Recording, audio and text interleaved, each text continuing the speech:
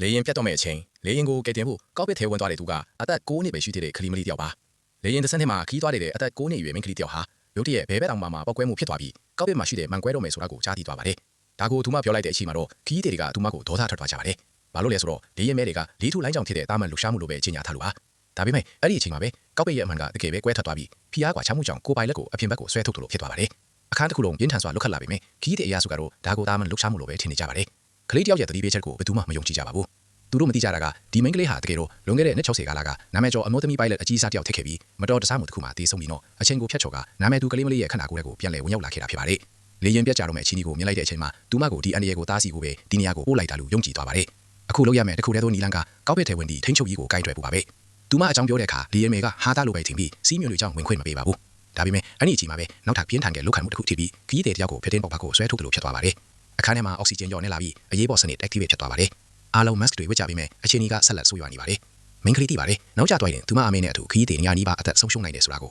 ဒါကြောင့်မိခင်သားနေရင်ကပဲကောက်ပစ်တကားကိုတွားခောက်ပါတယ်။အတွင်းကဘသူမှမဖြစ်တော့ပိုင်လက်တွေအန်ဒီရဲ့ကြုံနေပြီလို့သူမနားလဲသွားပါတယ်။စီးမြွန်တွေကိုမလိုက်နာပဲတကားဖွင့်ဖို့ကြိုးစားချိန်ခီးတဲ့အချို့ကတော့သူမကိုအဖြစ်တင်နေကြပါတယ်။လေရဲမဲကကုတ်ထုံးပြီးဖွင့်ကြည့်ပေမဲ့တကားကိုမဖွင့်နိုင်ပါဘူး။မိန်းကလေးကပေါက်ကွဲမှုကြောင့်တကားဖွဲစီဆုံးပျက်စီးသွားပြီလို့ချက်ချင်းသဘောပေါက်သွားပါတယ်။အရေးပေါ်စနစ်ဒီဇိုင်းကိုသူမသိထားတာကြောင့်အခုလိုအခြေအနေမှာအတင်းဖွင့်ဖို့လုပ်ရမယ်လို့ပြောပါတယ်။မိခင်ကသူမရဲ့ယုံကြည်မှုကိုမြင်ပြီးနောက်ဆုံးသူမကိုယုံကြည်လိုက်ပါတယ်။မိန်းကလေး emergency program ကိုထည့်လိုက်တဲ့အခါအဖွေးသားတွေတုံ့လောက်သွားကြပါတယ်။ဘာလို့လဲဆိုတော့ဒါဟာ highest level ကိုထည့်နေလို့ပါ။တကားဖွင့်လိုက်တဲ့အခါကိုပိုင်လက်ကိုခက်ခက်ခဲဆွဲသွင်းနေတဲ့အသွေးမြင်ကွင်းကလူတိုင်းကိုထိတ်လန့်သွားစေပါတယ်။နေရာအနောက်သွေးတွေပြန်လန့်ပြီး control panel တွေပျက်စီးနေပါတယ်။မိန်းကလေးချက်ချင်းအခြေအနေထုံးသက်ပြီး engine ပေါက်ကွဲမှုစိတ်ပိုင်းတွေကမှန်ကိုထိကမှန်ကွဲသွားတာလို့အတည်ပြုပါတယ်။နည်းနည်းပဲနောက်ကျခင်ရင်ပိုပြီးဆိုးရမယ်ဆိုတာလည်းသိပါတယ်။သူမ captain seat ကိုဝင်ထိုင်ပြီးဘဲဘက် engine ကိုပိတ်လိုက်ပါတယ်။ fire suppression system ကို activate လုပ်လိုက်တဲ့အခါမီးလောင်မှုကိုတခိပြီးထိတ်လိုက်လာပါတယ်။ခီးတဲ့ဒီချူကတော့ဒီကလေးကအကုန်လုံးကိုတတ်လိမ့်မယ်လို့ကြောက်လန့်အော်ဟစ်နေကြပါတယ်။ဒါပေမဲ့ captain ကဒါဟာ standard procedure ဖြစ်ပြီးသူမလုပ်တာမှန်ကန်တယ်လို့အတည်ပြုပေးပါတယ်။ captain ကိုယ်တိုင်ဒါရပြင်းထန်နေပြီးထိန်းချုပ်မှုမကိုင်နိုင်တော့ပါဘူး။နောက်ဆုံးမှာလေရင်ကိုကယ်နိုင်မဲ့မျောလင့်ချက်တစ်ခုတည်းကဒီမိန်းကလေးပဲလို့လက်ခံလိုက်ရပါတယ်